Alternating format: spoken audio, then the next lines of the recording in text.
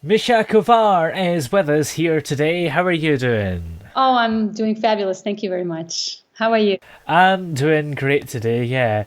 Now, you've got a new song out at the moment called Die Königin der Nacht. Yeah. How would you describe that song? Because it's a bit of a hybrid between pop and opera, right? Yes. Well, first of all, I have to congratulate you for your pronunciation. It's really the Königin der Nacht, die Königin der Nacht. Yes.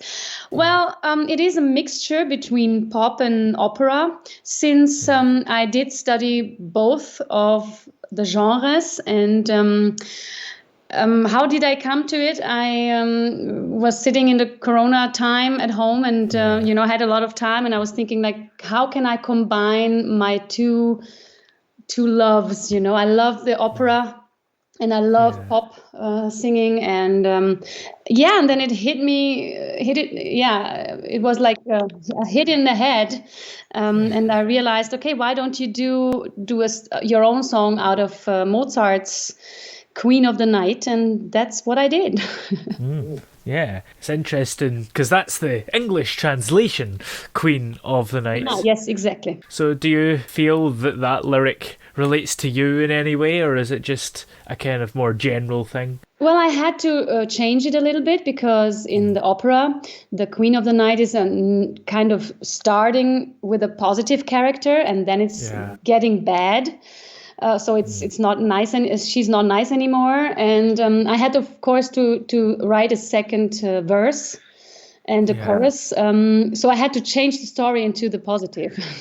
Yeah. Yeah. And it's quite an interesting song because not only do you have this amazing opera voice, but you are able to sing in a sort of normal poppy way as well, in a way that I don't think has been done before, or at least I've never heard it on the same song, doing two completely different voices. Yeah, it's true, and that's my specialty. That's what I really love. It was always like that. I'm on this, like, a performer and a singer for like now 21 years, and I love the different styles. And I did study both of all of the genres, both of I had classical training and pop training. Yeah. And yeah, I had, yeah, you know it. There is classic rock, but there is Yeah. nothing, no classic pop. At least not where one girl or one man sings both of the styles. And that's what my specialty is. And I thought, well, let's do that. Yeah. So, how did you first get into music in the first place? What was your kind of upbringing like? Well, I have to say, I grew up with singing. Why is that? Because I didn't have a very happy youth, I would say. I was a refugee. Yeah. I'm born in Czech Republic, and we had to immigrate into to Austria, and Yeah. the growing up was not very happy. Yeah, I was. Yeah, what I have to say is that music kind of, I always say, was my love. Music didn't treat me badly, and I was singing when I was happy. When I was sad, music used to, yeah, be with me, and like a person that loves you, and it helped me to get through this kind of youth, which was not very Yeah. happy. And I everybody says I was singing since I could open my mouth. I was singing on the street. I didn't have any problems to sing all the time, and people were always asking me, "You sing us something. You have such a beautiful voice." So that's what I did all the time. Yeah. Yeah. And you went to the Vienna Conservatory as well. That's true. Actually, I did not have the guts to go there and fill out the form. And a friend of mine, she Yeah. went there by herself. I didn't know. And then she came home. She came to me and she said, "Yeah, you have to go. You have an audition there. So you at that in that time you have to be there. So you better be there."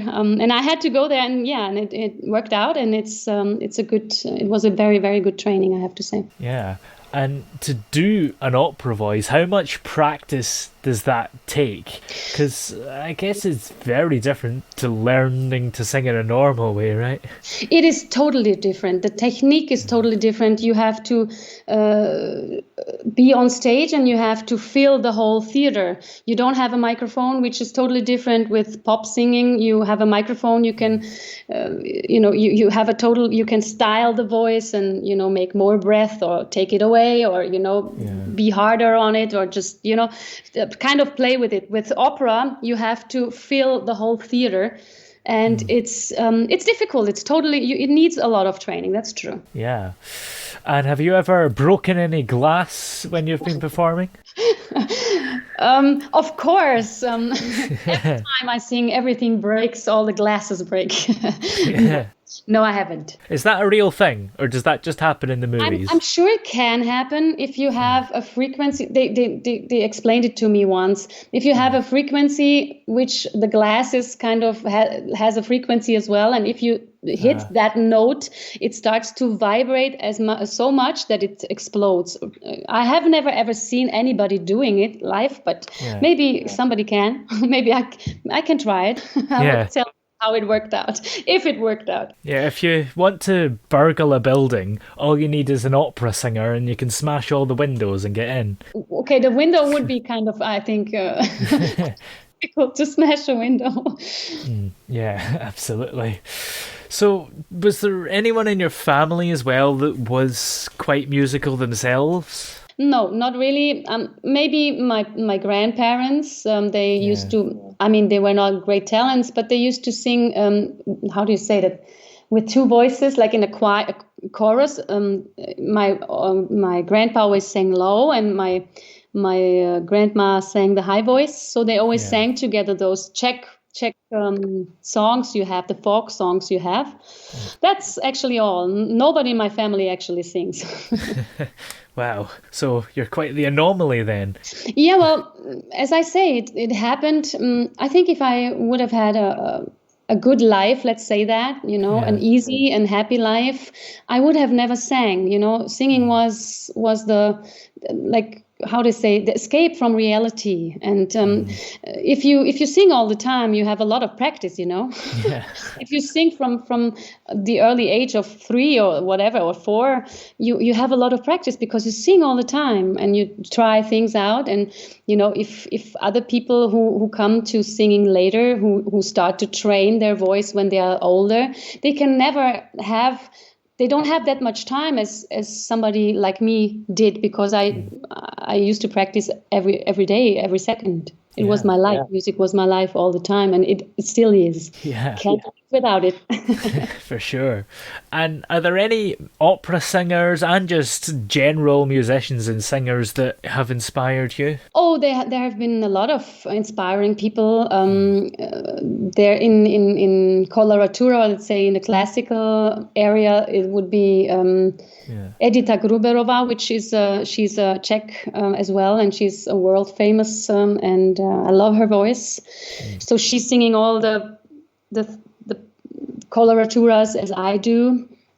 And otherwise inspired, who inspired me? I have to say Aretha Franklin, Tina Turner, I love black R&B music as well. So all of the wonderful black great voices we have, it's fantastic. And how is COVID for you at the moment? I take it you haven't really been able to perform much during this past year. That's right. I've been actually at home for over a year, but I have to say that some television stuff is starting now, and some online concerts I did in between, which is not much. If I would say it's not even 10% from what I'm used to doing normally. Because I have a lot of live concerts. So it's been a quiet time, a very creative time for me, as you can hear. And every negative has its positive. That's kind of crazy, but it is like that. Yeah, I suppose the thing with live performances is that if you have a loud opera voice, you're probably more likely to project loads of COVID particles everywhere. Well, I would say COVID particles I could only bring with me if I had it. Since I don't, that's true. since I don't, I think I'm not.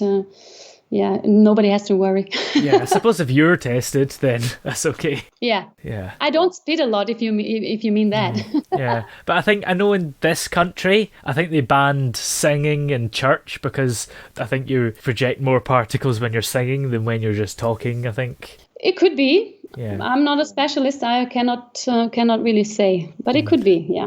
Yeah. And when you're not making music and singing, what do you like to get up to in your spare time? Well, I do sing a lot, I have to say. Of course, the last year since COVID, I have to say I really started enjoying nature. I live in a beautiful place where we have mountains and we have a lot of water here, and it's wonderful. That's what I get my inspiration from, and where I can get energy again. So that's what I do. Otherwise, I do like to play tennis sometimes. Yeah. It's now we were not allowed to do it, but yeah.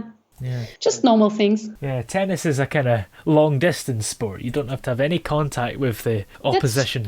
But still, we were not allowed to play tennis anywhere. So yeah. Quite odd. Yeah, it is.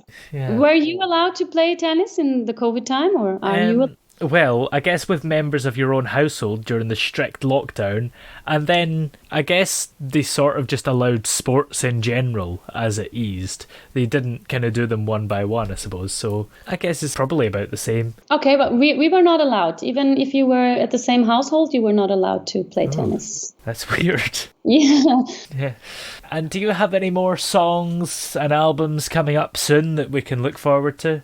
Well, I do have a lot of, since I had a lot of time, I did have a lot of ideas of the same kind of genre now I created. I don't know how to call it. Of course, there's a lot of songs in demo version waiting to be produced and to be released. Yes. Yeah. Well, in the meantime, where are we able to check out the music that you have released? Well, you can check it out everywhere, on Spotify, on Amazon, on iTunes, on YouTube. Just check it out. Yeah. Just type my name in and it will be fine. You will find me. Yeah. And are you on any kind of social media as well? Of course, on Instagram and on Facebook, yeah. Yeah. Well, thank you very much for joining us on the show today. It's been great to have you here. Thank you. Thank you for having me. Great.